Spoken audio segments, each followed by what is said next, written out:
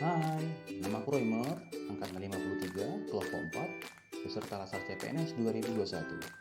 Di materi video kali ini, saya akan memberikan pemaparan terkait akuntabilitas dan juga nasionalisme melalui media dan mapping. Selamat menyaksikan. Sebelum kita membahas lebih jauh mengenai akuntabilitas dan juga nasionalisme dengan metode mind mapping, mari kita pahami terlebih dahulu tentang apa itu mind mapping. Mind mapping merupakan salah satu metode belajar yang dirancang dengan cara memetakan informasi dalam bentuk grafis. Mind mapping dapat dipetakan menggunakan garis percabangan, gambar, maupun kata kunci yang saling berkaitan dengan konsep atau ide utamanya. Mind mapping dapat membantu seseorang dalam berbagai hal seperti merencanakan, berkomunikasi, mengingat sesuatu dengan baik, membuat seseorang lebih kreatif dalam menyelesaikan masalah, memusatkan perhatian, menyusun dan menjelaskan pikiran, serta mempelajari segala sesuatu dengan lebih cepat dan juga efisien. Pembahasan mengenai akuntabilitas, terdapat 4 poin besar yang akan kita bahas. Yang pertama mengenai konsep akuntabilitas, kemudian yang kedua mengenai mekanisme akuntabilitas, yang ketiga mengenai akuntabilitas dalam konteks organisasi, kemudian yang terakhir adalah bagaimana menjadi PNS yang akuntabel. Kita masuk ke poin pertama tentang konsep akuntabilitas. Akuntabilitas sendiri adalah kata yang sering kita dengar, tetapi tidak mudah untuk kita pahami. Ketika kita mendengar kata akuntabilitas, yang terlintas adalah sesuatu yang sangat penting, tetapi tidak mengetahui bagaimana cara mencapainya. Dalam banyak hal, kata akuntabilitas sering disamakan dengan responsibilitas. Namun pada dasarnya kedua konsep tersebut memiliki arti yang berbeda. Responsibilitas sendiri adalah kewajiban untuk bertanggung jawab, sementara untuk akuntabilitas adalah kewajiban pertanggungjawaban yang harus dicapai.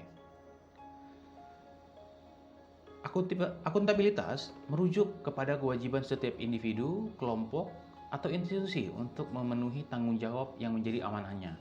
Apa itu amanah seorang PNS? Yaitu adalah terwujudnya nilai-nilai publik. Kita masuk poin bahasa kedua, yaitu mengenai aspek akuntabilitas. Ada 5 aspek akuntabilitas. Yang pertama adalah akuntabilitas adalah sebuah hubungan. Kemudian yang kedua adalah akuntabilitas berorientasi pada hasil. Yang ketiga, akuntabilitas membutuhkan adanya laporan. Kemudian yang keempat, akuntabilitas memerlukan konsekuensi.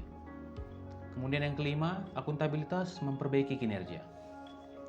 Lantas, seberapa penting akuntabilitas tersebut? Ada 3 fungsi utama akuntabilitas. Yang pertama adalah untuk menyediakan kontrol demokratis atau yang sering disebut dengan peran demokrasi.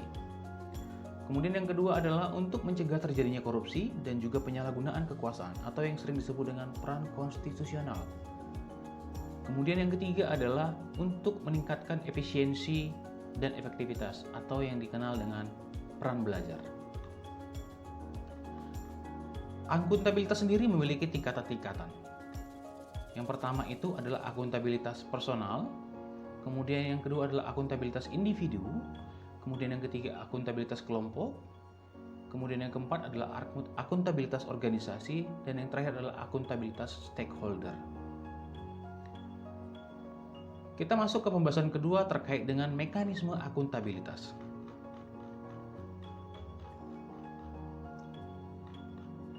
Untuk memenuhi terwujudnya organisasi sektor publik yang akuntabel, maka mekanisme akuntabilitas harus memenuhi ataupun mengandung dimensi-dimensi berikut. Yang pertama adalah akuntabilitas, kejujuran, dan hukum. Kemudian akuntabilitas proses, kemudian akuntabilitas program, kemudian akuntabilitas kebijakan. Akuntabilitas kejujuran dalam hukum maksudnya adalah ini terkait dengan kepatuhan terhadap hukum dan peraturan yang diterapkan. Sementara proses ini terkait dengan apakah prosedur yang digunakan dalam melaksanakan tugas sudah cukup baik dalam hal kecukupan sistem informasi akuntansi, sistem informasi manajemen, dan juga prosedur administrasi. Kemudian untuk akuntabilitas program, akuntabilitas ini dapat memberikan pertimbangan apakah tujuan yang ditetapkan dapat tercapai dan apakah ada alternatif program lain yang memberikan hasil maksimal dengan biaya yang minimal. Yang terakhir adalah akuntabilitas kebijakan. Ini terkait dengan pertanggungjawaban pemerintah atas kebijakan yang diambil terhadap DPR ataupun DPRD dan juga masyarakat luas. Lantas bagaimana menciptakan lingkungan kerja yang akuntabel? Ada 9 nilai dasar. Yang pertama adalah kepemimpinan. Yang kedua adalah transparansi. Yang ketiga adalah integritas. Yang keempat adalah responsibilitas atau tanggung jawab. Yang kelima adalah keadilan. Kemudian yang keenam adalah kepercayaan. Yang ketujuh keseimbangan. Yang kedelapan adalah kejelasan. Dan yang terakhir yang kesembilan adalah konsistensi. Kita masuk ke pembahasan mengenai akuntabilitas dalam konteks organisasi.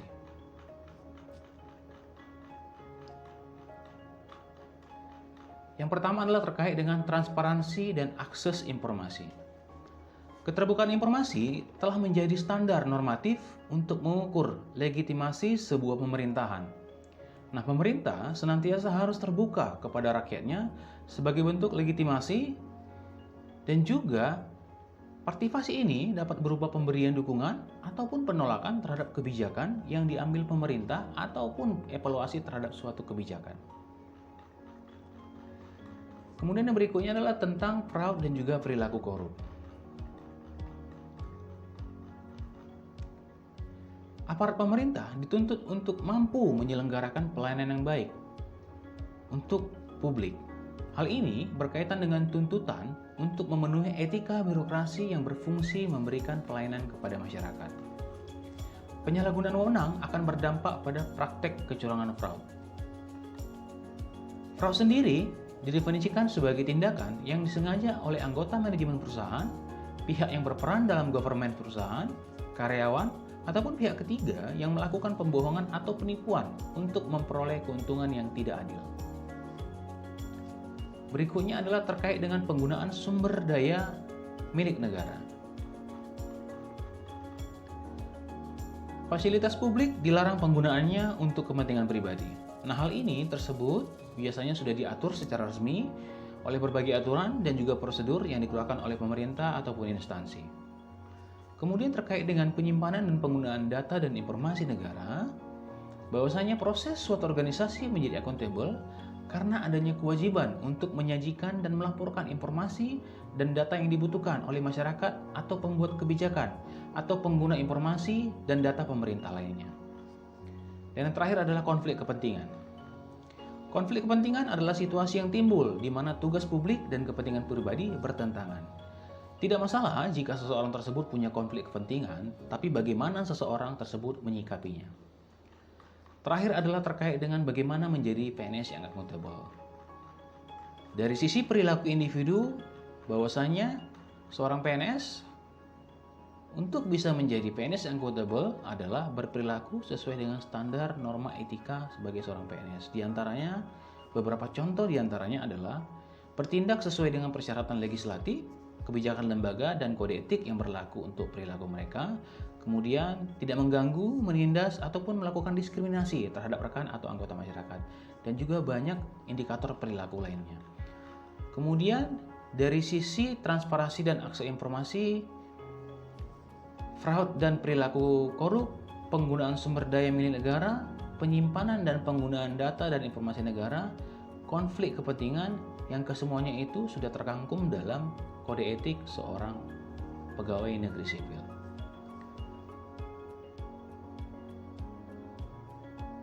Dalam pembahasan mengenai nasionalisme, ada 4 poin besar yang akan kita bahas. Yang pertama adalah konsep tentang nasionalisme. Kemudian yang kedua adalah jati diri bangsa yang terkandung dalam Pancasila. Kemudian yang ketiga adalah peran ASN di dalam Pancasila. Kemudian adalah wawasan kebangsaan. Kita masuk ke poin pertama tentang konsep nasionalisme. Nasionalisme sendiri adalah suatu sikap politik dari masyarakat suatu bangsa yang mempunyai kesamaan kebudayaan dan wilayah, serta kesamaan cita-cita dan tujuan. Dengan demikian, masyarakat suatu bangsa tersebut merasakan adanya kesetiaan yang mendalam terhadap bangsa itu sendiri. Kemudian apa saja sih prinsip-prinsip nasionalisme? Ada 4 prinsip nasionalisme. Yang pertama adalah hasrat untuk mencapai kesatuan. Yang kedua, hasrat untuk mencapai kemerdekaan. Yang ketiga, hasrat untuk mencapai keaslian. Kemudian yang terakhir, yang keempat adalah hasrat untuk mencapai kehormatan bangsa. Lantas bagaimana jati diri bangsa yang tercermin dalam Pancasila? Di dalam Pancasila, sila pertama, mencerminkan bangsa Indonesia adalah bangsa yang agamis. Di sila kedua menggambarkan bangsa Indonesia adalah bangsa yang menghormati hak asasi manusia. Sila ketiga menggambarkan bangsa Indonesia sebagai bangsa yang cinta tanah air. Sila keempat menggambarkan bangsa Indonesia yang menjunjung tinggi demokratis. Yang kelima adalah bangsa Indonesia bangsa yang menjunjung tinggi kebersamaan.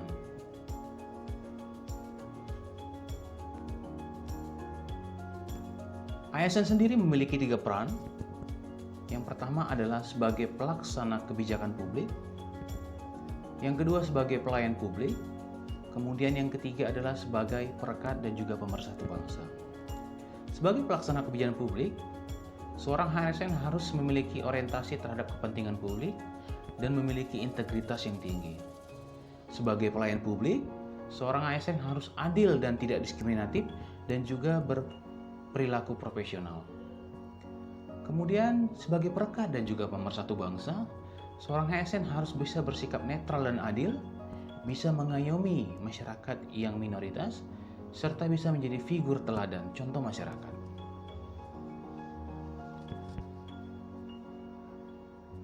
Lantas apa sih wawasan kebangsaan itu? Wawasan kebangsaan adalah sudut pandang atau cara memandang yang mengandung kemampuan seseorang atau kelompok orang untuk memahami keberadaan jati dirinya sebagai suatu bangsa, juga dalam memandang dirinya dan bertingkah laku sesuai dengan falsafah hidup bangsanya, baik dalam lingkungan internal maupun eksternal. Wawasan kebangsaan sendiri memiliki nilai-nilai, diantaranya adalah yang pertama, penghargaan terhadap harkat dan martabat sebagai makhluk Tuhan yang Maha Esa, Maha Kuasa. Kemudian yang kedua, tekad bersama untuk berkehidupan yang bebas, merdeka, dan bersatu.